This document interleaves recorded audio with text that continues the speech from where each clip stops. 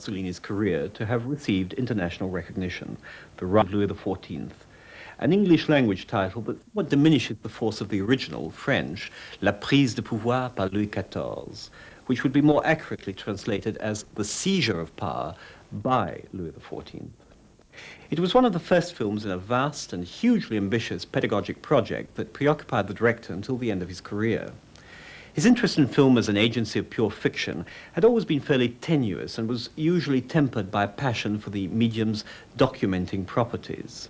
In the last decade of his life, Louis XIV was made in 1966, he would virtually abandon the seductions of storytelling and endeavor, through a series of often quite spectacular documentary or semi-documentary films, many of them produced for television, to reconstruct and at the same time to demythify a few of the major turning points in Western history.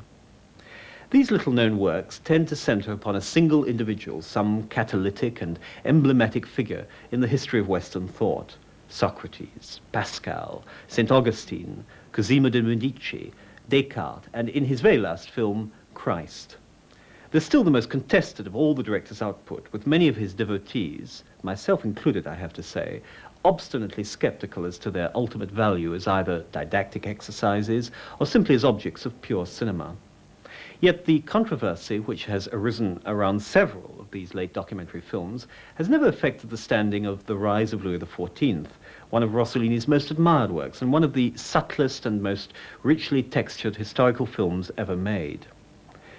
In the first place, it's the most overtly fictionalized of his historical narratives. And in fact, if you've enjoyed period melodramas of a more conventional stamp, you'll find a lot in this film to respond to.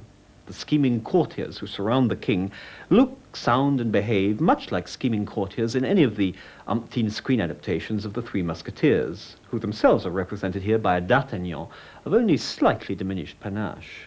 The Queen Mother, her influence curtailed by Louis's concentration of power in his own person, fumes and frets exactly as does Flora Robson, for example, in a similar role in the Ealing film Sarabande for Dead Lovers, a melodrama not noted for its documentary pretensions. And the corrupt superintendent of finances, Fouquet, twiddles his moustache with a Machiavellian swagger quite worthy of Basil Rathbone. Yet the true originality of the film lies in the brilliant manner in which it demonstrates, step by step, and by entirely visual means, how Louis XIV maneuvered the media of his period, which is to say his own court, into total capitulation before his irresistible rise to absolute supremacy. He engineered a coup d'etat from within, a coup d'etat, so to speak, by the state itself. And he understood as vividly as any modern politician the importance of the externals, the glamorous trappings of power, as witness the number and ostentation of the various monarchic rituals which he establishes, and which constitute some of the most extraordinary sequences ever filmed by Rossellini.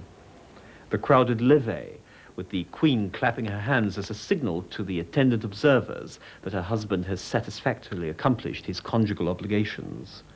The 20-odd course banquet pecked at in solitary grandeur. The exhilarating hunting expedition. These are not just privileged set pieces devised to gratify the average spectator's taste for palace gossip of whatever historical period. They're there to underline Louis's realization of the degree to which, in Fouquet's words, minds are governed more by appearances than by the deep nature of things. Note, too, how Rossellini invests these activities with an almost newsreel-like urgency by his pyrotechnical use of the slow zoom. The zoom is a lens which somehow has, for most of us, a contemporary feel to it, and Rossellini cunningly exploits its rather anachronistic presence in the Versailles of Louis XIV in order to draw parallel with more recent practices of power.